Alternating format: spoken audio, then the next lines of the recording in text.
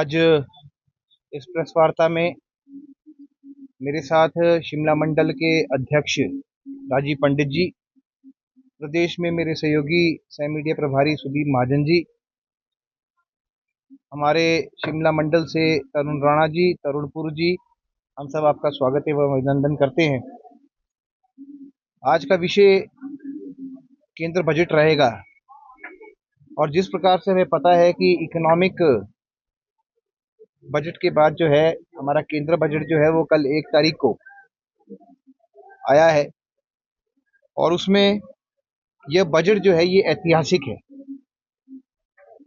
और जिस प्रकार से प्रधानमंत्री नरेंद्र मोदी जी एवं केंद्र की सरकार विकसित भारत की तरफ काम कर रही है, उसकी नींव है। आप देखेंगे 2025 और 26 का ये बजट, इसमें प्रधानमंत्री जी की सोच की छाप है, जिसमें हमारा फोकस ज्ञान पे रहा था। और ज्ञान जिस प्रकार से आपको पता है कि हम गरीब, युवा, अन्नदाता एवं नारी शक्ति के लिए सकारात्मक रूप से काम करते हैं। पूरा बजट इसी ज्ञान के आसपास का फोकस में रहा और किस प्रकार से युवा शक्ति अपने पैरों पे खड़े हुए और आगे भारत को सुदृढ़ रूप से आगे ले जाए, उसके ऊपर इस बजट का पूरा फोकस रहा। साथ में विकास को बढ़ावा देने वाला ये बजट है और ये बजट जो है मिडिल क्लास का बजट है। ये पहली बारी हुआ है कि हमारे मिडिल क्लास के बारे में किसी ने सोचा है और यहीं से ये बजट जो है ये पूरे विश्व का चर्चा बन गया। आज से पहले कभी ऐसा नहीं हुआ।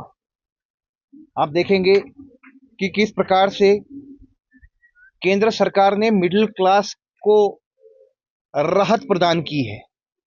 एक लंबी डिमांड जो है वो मिडिल क्लास की थी, जो पूरी की गई है और भारतवर्ष में इससे सीधा सीधा 6 करोड़ देशवासियों को लाभ हुआ है, जिसकी तादाद कम नहीं होती।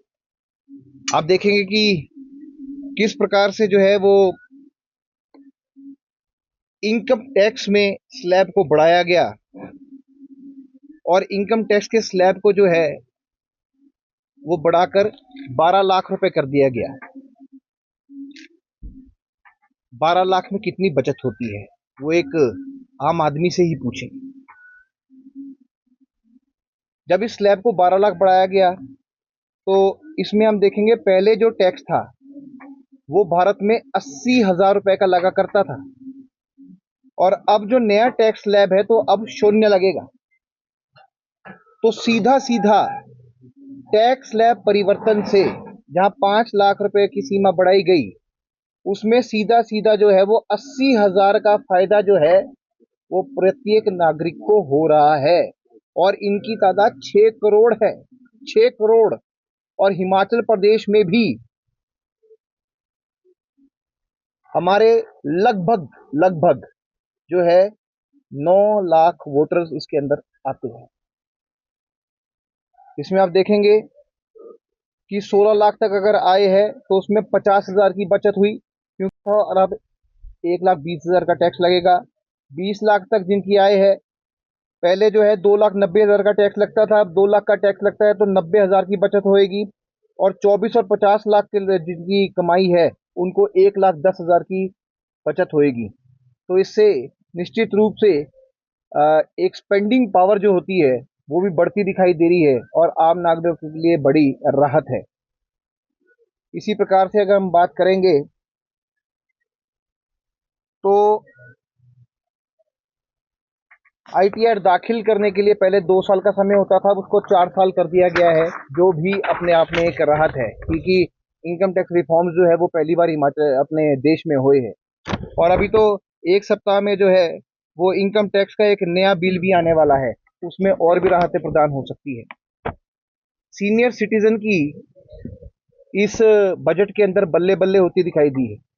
आप देखेंगे किस प्रकार से जो है पहले जो ब्याज के ऊपर TDS कटता था, पहले 50,000 तक इसकी सीलिंग को रखा गया था, अब इसकी सीलिंग को बढ़ाकर 1 लाख कर दिया गया है। तो सीनियर सिटीजन को उससे फायदा हुआ है, वरिष्ठ नागरिकों को उनका ध्यान भी रखा गया है। और किराए, जो पुराने लोग हैं, बुजुर्ग लोग हैं, उनको किराए की इनकम आती है, तो पहले उसकी सीमा जो है वो 2,04,000 रुपये होती थी, 40,000 रुपये होती थी। अब उसको बढ़ा के 6 लाख कर दिया गया है। इससे जो है, जो रेंट और किराएदार वाले लोग हैं उनको भी एक बड़ी राहत मिली है। अगर हम बात करें तो युवा शक्ति के ऊपर भी इसका फोकस बड़ा अच्छा रहा है। हम एक गिग वर्कर शब्द का नाम निकाला है, जिसमें उनका स्वास्थ्य बीमा कराया जाएगा। जो गिग वर्कर्स होते हैं इनको आउटसोर्स भी कहा जा सकता है, और ई श्रम मंच से जो है इनकी पंजीकरण का कार्य भी शुरू हुआ है। उद्यम जो शुरू करना चाहता है, जो व्यापार शुरू करना चाहता है, ऐसी महिलाओं, एससी एसटी उद्यमों को 2 करोड़ का ऋण जो है वो केंद्र सरकार जो है वो प्रदान करेगी। और अगर आप देखेंगे कि ऐसे 5 लाख लोगों को हम कवर करने जा रहे हैं, और इसकी तादाद से भी जो है बहुत बड़ी एक वृद्धि जो है वो हिमाचल प्रदेश और देश को आर्थिक रूप से होने वाली है।